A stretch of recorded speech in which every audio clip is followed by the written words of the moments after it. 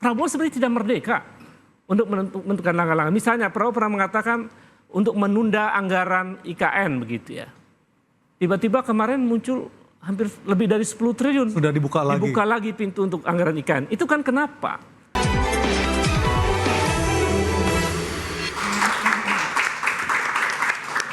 Mas Obed, tadi udah Ferry mengatakan ada masalah adab dan juga etika dalam bernegara. Iya. Apa yang mau disampaikan Mas Obed? Jadi jika tidak ingin dinilai negatif oleh orang atau oleh publik, jangan lakukan tindakan-tindakan yang menunjukkan munculnya interpretasi negatif dari publik. Itu pesan etik tuh. Kalau ditanyakan apa parameter dan sumber dari adab adalah etika dan moral. Etika dan moral itu adalah hal-hal yang tentang baik dan buruk. Tentang hal yang sifatnya normatif yang luhur. Dari situ kemudian kita bertanya, apakah baik seorang mantan presiden masih menerima pimpinan Polri misalnya? Apakah baik seorang mantan presiden masih menerima para menteri yang sedang berkuasa lalu menyebut dirinya sebagai bos? Apakah baik misalnya banyak pesan-pesan yang menunjukkan bahwa dia masih intervensi? Bahkan sering upaya-upaya itu dilakukan di beberapa tempat. Dan apakah baik misalnya dia masih seolah-olah jadi presiden berkunjung ke pasar itu, atau kemudian ketemu dengan orang-orang. Sebetulnya tidak banyak sih orang mencintai, saya lihat. Banyak penuh dengan rekayasa itu ya. Jadi banyak pencitraan-pencitraan yang dilakukan yang tidak natural. Artinya semua ini by design? Iya. Karena itu menurut saya ini perlu diingatkan. Jadi saya kira kita mesti terbuka kepada publik bahwa mantan presiden itu memerlukan sikap etik untuk menjadi contoh bagaimana mantan presiden selayaknya berperilaku. Ya mungkin kita sepakat bahwa mantan presiden itu harus memposisikan diri sebagai negarawan. Negarawan itu sumber etik dari perilaku presiden sesudahnya. Sehingga dia bisa menjadi panduan. Tapi kalau kemudian perilakunya sudah mengabaikan hal-hal etik, yang sifatnya adab, menurut saya ini bencana juga sebetulnya bagi generasi sesudahnya untuk melangkah tuh jadi seperti Prabowo sebenarnya tidak merdeka untuk menentukan langkah-langkah. Misalnya Prabowo pernah mengatakan untuk menunda anggaran IKN begitu ya. Tiba-tiba kemarin muncul hampir lebih dari 10 triliun. Sudah dibuka lagi. Dibuka lagi pintu untuk anggaran IKN. Itu kan kenapa?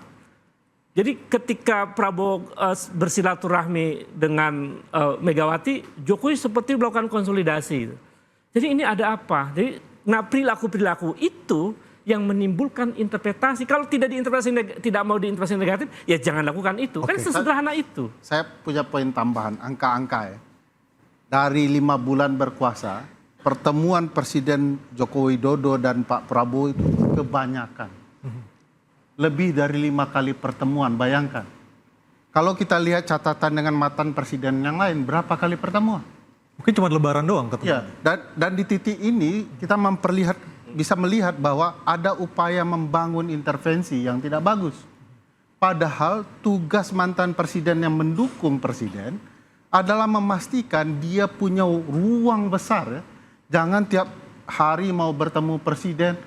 Masa ada mantan presiden mau bertemu tiap bulan sekali? Ini yang dilakukan oleh Presiden Joko Widodo yang menurut saya tidak sehat. Maka kelakuannya diadab. Kalau mau tarik ke konstitusi, sudah dilanggar pasal 17, dilanggar pasal 30, di mana bos dari institusi-institusi ini hanya satu, yaitu Pak Prabowo. Tidak lain, tidak bukan. Oke, Bang Freddy. Ada yang dilanggar secara konstitusi juga? Gak ada yang dilanggar. Kita ini suka melebih-lebihkan seperti yang saya bilang tadi. Tapi kan kita bisa lihat, ini saya bilang narasi-narasi seperti ini akan terus dibangun oleh orang-orang yang itu-itu saja. Yang itu-itu meskipun saja secara fakta Anda tidak bisa memungkiri juga kan Bang Freddy? Yang itu-itu saja apa? Ya, yang tidak suka kepada Pak Jokowi, yang tidak suka hubungan baik Pak Jokowi dengan Pak Prabowo. Udahlah, kita fokus saja kepada pemerintahan Pak Prabowo ini. Kita lihat apa programnya. Seperti tadi udah disampaikan Mas Andi. Ini kan tantangan ini ke depan ya luar biasa. Ayo dong kita support pemerintahan ini. Ya. Tapi apakah Projo bisa menerima ini sebagai masukan konstruktif? Bang Freddy. Saya tadi udah menjelaskan itu karakter dasar Pak Jokowi. Tadi Mas Ubed mengatakan apa baiknya? Loh, saya bilang tadi emang tidak baik memberi kebahagiaan kepada masyarakat itu. Oke, itu just selfie tapi itu berbahagia dia. Gitu. Oke, Mas Andi. Itu alami loh. Loh, itu murni. Tanya itu masyarakat itu bahagia nggak lu? Datang kepada Pak Jokowi, bahagia nggak lu foto sama Pak Jokowi? Jokowi Kemudian Dodo jadi petugas pembagi zakat saja supaya nggak ada masalah, silahkan lah. Makanya saya bilang mantap. narasi-narasi seperti itu akan dibangun, mau isu apapun akan selalu dipakai. Mau isu ijazah palsu lah, mau isu apapun akan selalu seperti itu. Nah, yang mau saya sampaikan adalah sudahlah Pak Jokowi dan Pak Prabowo itu ya ini memang khasnya beda. Bukan berarti kalau beda itu salah. Oke. Tadi udah di awal disampaikan. Pak Prabowo udah berulang-ulang statement. Ini emang kelanjutan. Baik, saya ke Jadi apa yang salah? Mas Mau Andi. ketemu setiap bulan, ketemu setiap minggu, setiap hari. Loh, apa yang salah di Baik. situ? Mas Andi, Pak Prabowo terganggu nggak sih dengan perilaku Pak Jokowi selama ini? Ini kan karakternya memang berbeda ya Mas.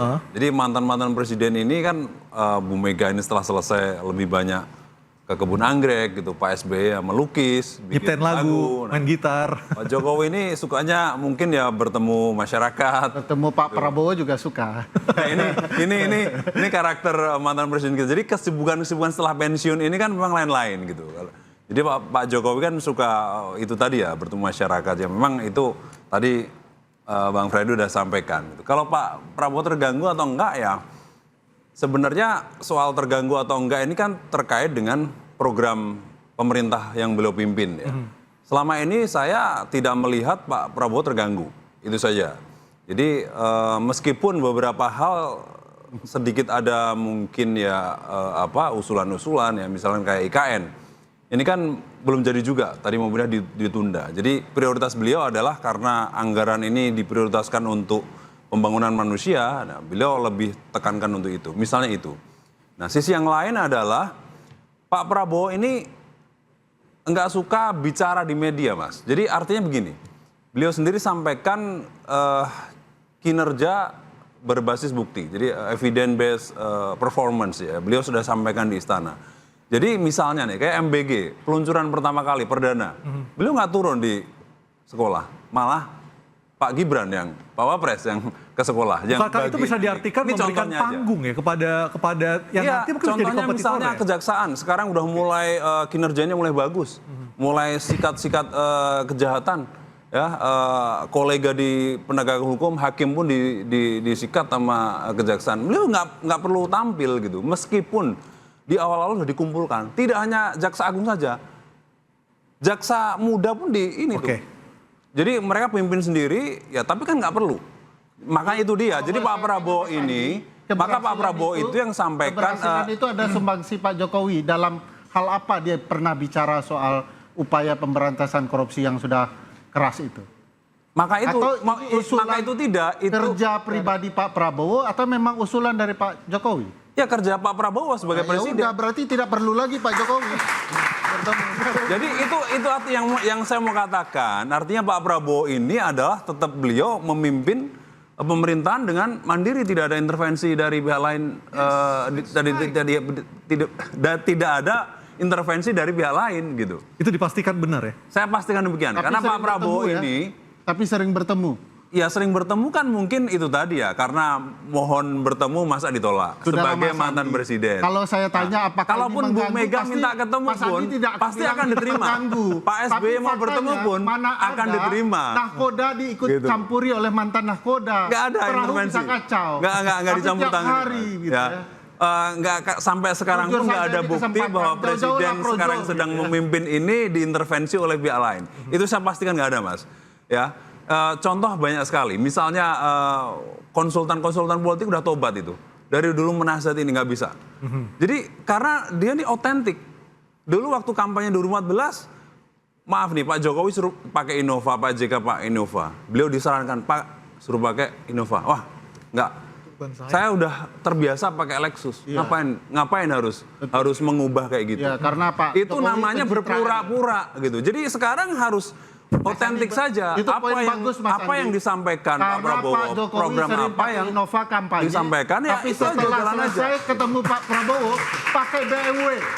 Oke, kita akan melihat ke depannya akan seperti apa, bagaimana konstelasi politik setelah berbagai macam rentetan peristiwa yang terjadi selama ini. Mudah-mudahan Indonesia akan tetap kuat dan pemimpinnya tetap kompak dan rakyatnya sejahtera, adil dan makmur. Saya Aryo Ardi, terima kasih atas kebersamaan Anda. Selamat malam dan sampai jumpa.